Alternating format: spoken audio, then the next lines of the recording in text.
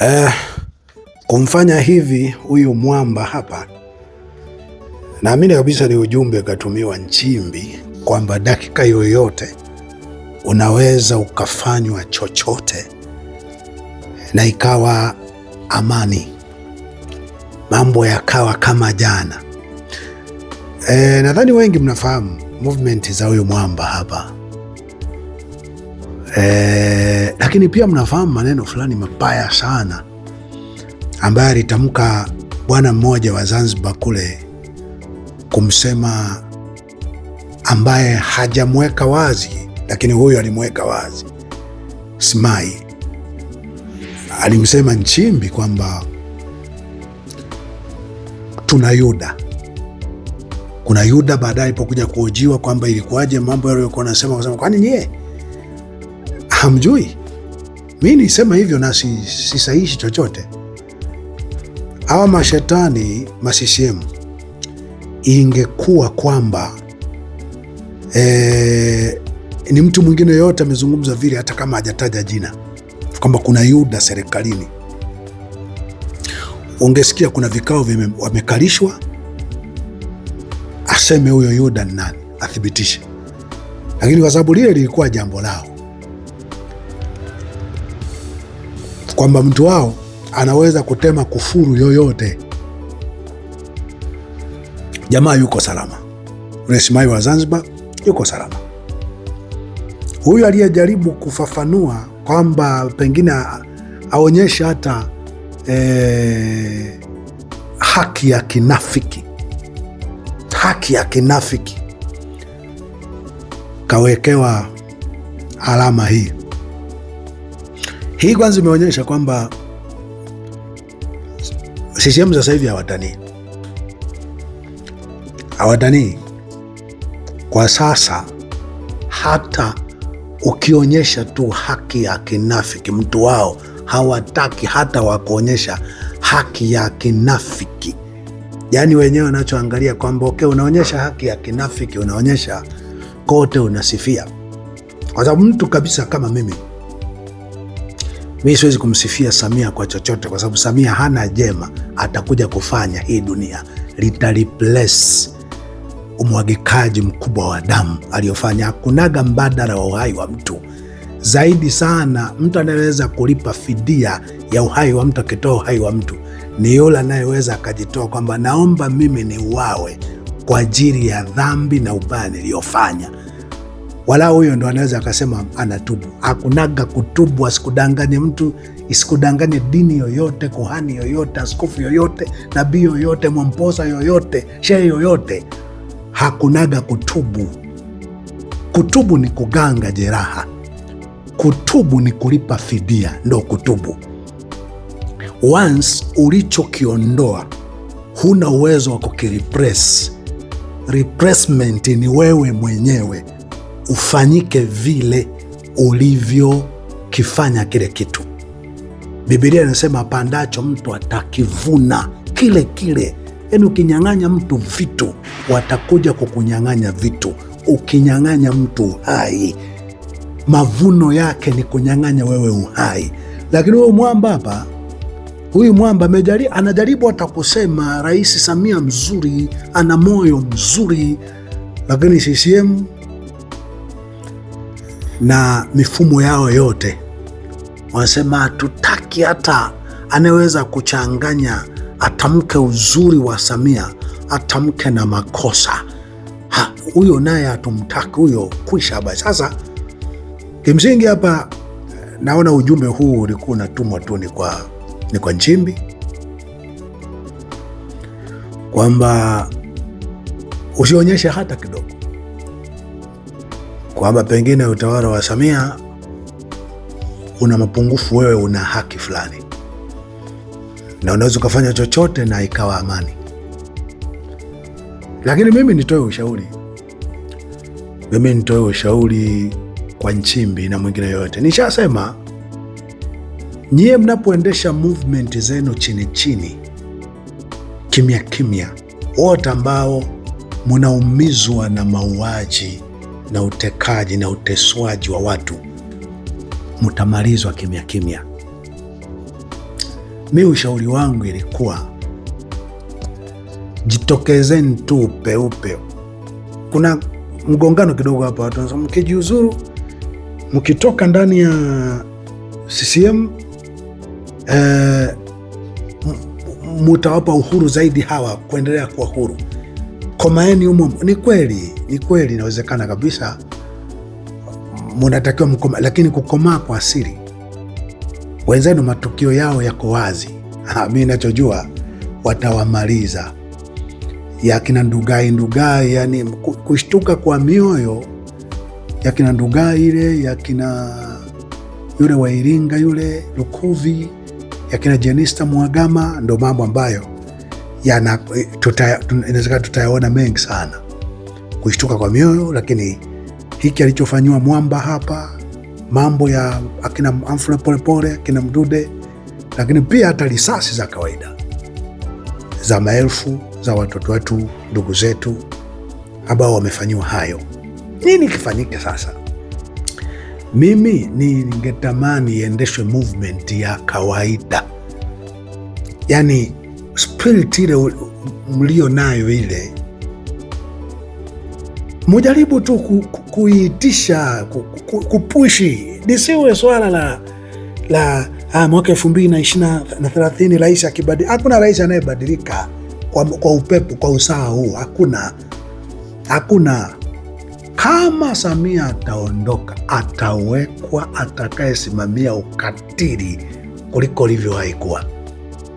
Lakini inawezekana haondoki, mtamfanya nini?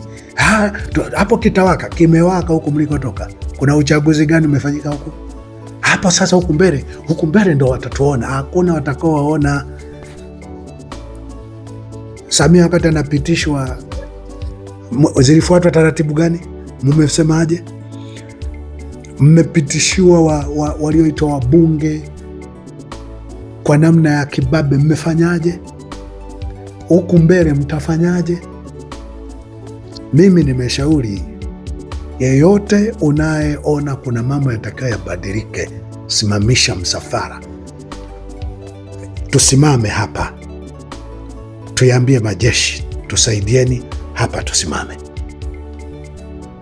Mulioko CCM ambao mnajiona mumebakiwa na mbegu ya wema, kwa sababu hiyo mbegu inatafutwa ionekane popote, imalizwe. Mnajiona mmebakiwa na mbegu ya wema, mko CCM, semeni, yambieni majeshi, ziambieni taasisi mbalimbali, jamani, njoni hapa tusimame, tuamue kwamba tutaishi kwa dhuluma na ubaya tu au tutaishi kwa haki. Haki ianze leo.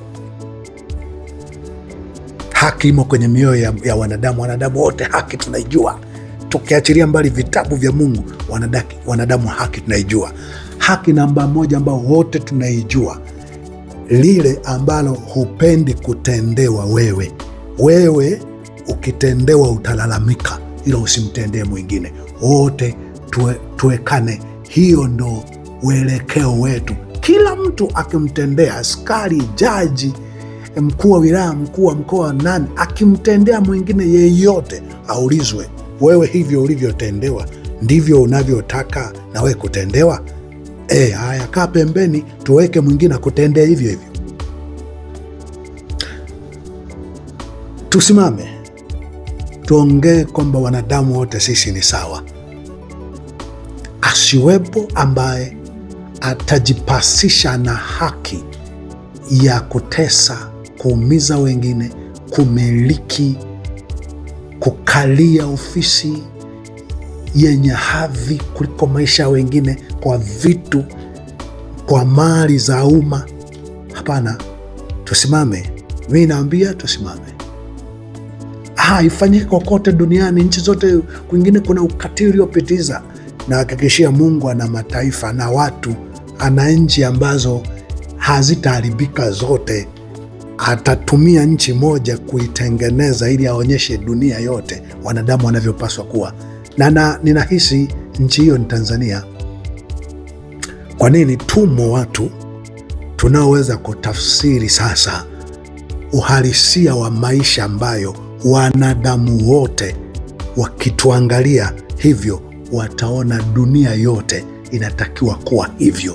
Tupo watu tumelipa gharama, tumeuawa, wameuawa watoto wetu, wameuawa wazazi wetu, wameuawa ndugu zetu wa karibu, tukiwa tunafafanua hili. Na inawezekana kabisa tuna njia bora.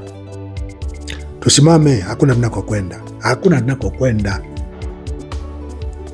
hakuna tunakokwenda. Tusimame, tusimame, wala hayo matume yasiendelee. Tusimame kwamba sasa hapa, jamani, tufike mahala kila mwanadamu ajue ni sawa kwa vitendo. Kila mwanadamu asiwepo wa kumtendea mwingine lile ambalo yeye au watoto wake apendi watendewe. Ni rahisi, ni jepesi. Nimeandika kwenye kitabu cha Suluhu, ukakiangalia Amazon. Takirekebisha kidogo ili nikiruhusu kiingie mtaani, lakini kwa vile kilivyo, nenda kaangalia Amazon kwa lugha ya Kiingereza, utakikuta kitabu cha Suluhu kimeonyesha namna ambavyo dunia inapaswa kuwa.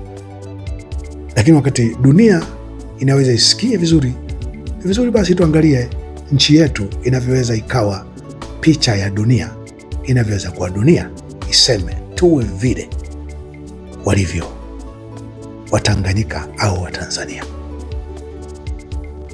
Sawa? Tatu, kushare machache haya.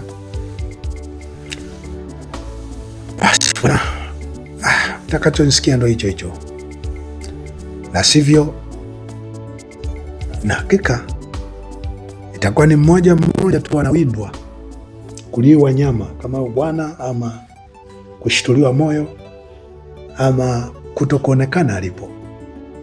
Ndo kitakachoendelea kwenye nchi yetu.